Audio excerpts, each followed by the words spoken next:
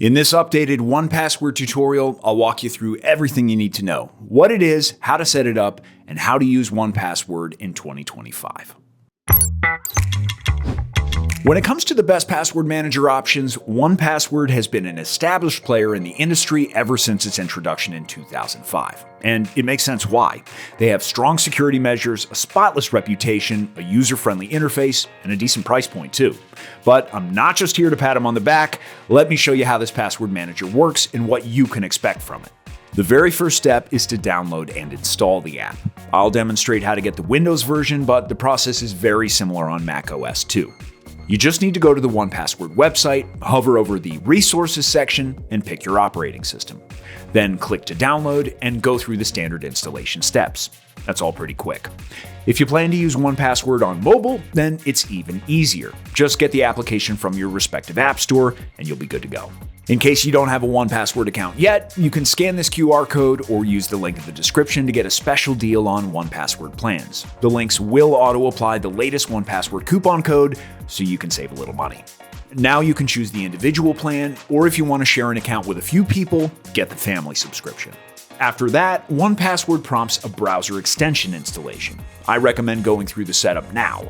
It's quick and it'll save you some time later, since you'll end up needing the extension anyway if you want 1Password to autosave new passwords and autofill login fields. After that, you enter your email address and get a 6-digit authentication code. Then create the master password and make sure it's strong and memorable, because it will be the main way you access your account. After that, sort out the payment details. And then you'll also need to generate a secret key. That's an additional security layer when you're trying to log in from a different device. You don't need to memorize this one, just make sure to get the emergency kit, because it will store the info for you. I recommend printing it out and storing it somewhere safe. If you ever need to recover your account, this PDF contains all the info and instructions about it. Now we can finally log into the app and learn how to use 1Password. The main app view is the All Items page. Here, you can add new logins by clicking the New Item button. Just choose a category and then fill in the details. And by the way, all of the information you put into your 1Password vault will be encrypted with modern ciphers. And because of the company's zero-knowledge architecture, only you will have access to your account. Now, if you're creating new logins or updating old ones, then 1Password can create a new strong password for you. I like that I can choose between symbol mashup passwords and passphrases, which are a little more convenient if you still want to memorize your login info. If you've had a password manager before or saved your passwords on a browser, then you can import those logins in one go. You'll just need to open the 1Password website and log in. Once you select your name at the top right, you can click Import and choose where you're importing the data from. They guide you through the process, and if anything comes up, there's a helpful 1Password guide with instructions for different apps. Now, let's take a little break from the app and check out the browser extension, which has two essential features. First, the extension will automatically suggest saving any new logins that aren't in the app yet. This way, even if you're just getting started with 1Password, you can save your logins as you use them. The next time you need to log in, the extension icon will show you all the available accounts, and you can automatically fill in the fields with a single click. But you can still do the good old copy-paste process, of course. And what's pretty cool is that 1Password automatically clears the copied info after 90 seconds. If you prefer inputting all the info yourself, then you don't need the browser extension, but I really recommend trying autofill. It saved me a lot of time and frustration. All right, let's go back to the app because there are a few more features in there that you should really know about. Once you have a few more logins saved in the app, I recommend sorting them into 1Password vaults.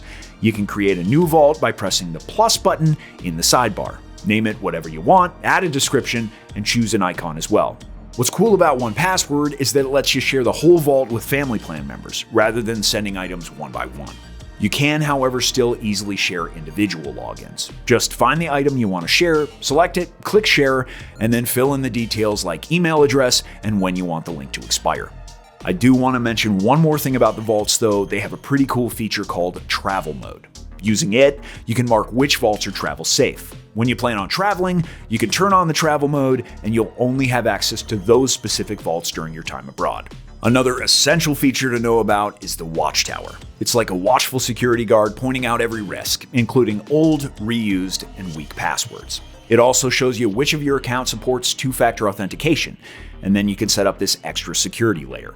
Yes, I know multiple login steps can be annoying, but trust me, it's better than having your online accounts hacked. And if your account information ever does get leaked, the Watchtower will let you know right away, so you'll be able to mitigate the damage.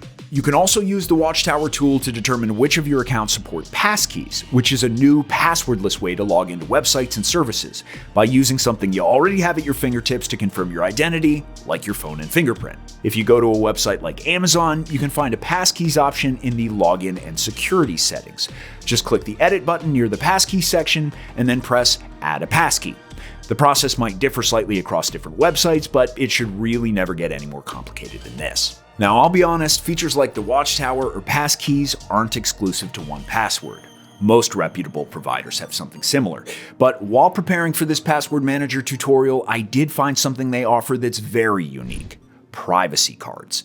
These are virtual payment cards that can really protect your real payment info and increase security while shopping online.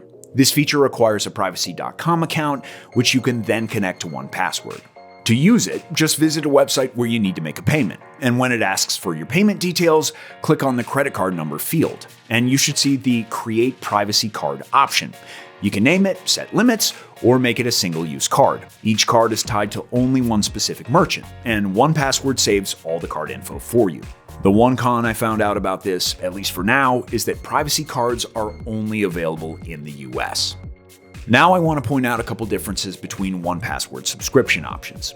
Most of the things I mentioned up to this point are available in the individual 1Password plan, with just a couple exceptions.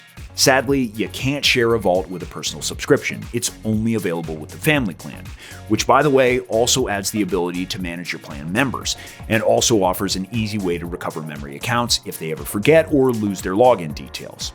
The Families plan also has a better price-to-value ratio. Even if you just get 2 members, it's already cheaper than buying the individual plan for each person. And the more members you get, the cheaper it gets for each. Of course, don't forget that you can save a bit more by using the deal in the description. And if you're not 100% sure just yet, keep in mind there is a 14-day free trial, so you can test drive all the benefits of the password manager yourself and see if you even like it. I hope this 1Password tutorial was helpful. If you have any questions, leave them in the comments. Don't forget to grab a discount for this password manager, or if you want more options, check out our channel for my password manager reviews and comparisons. See you around.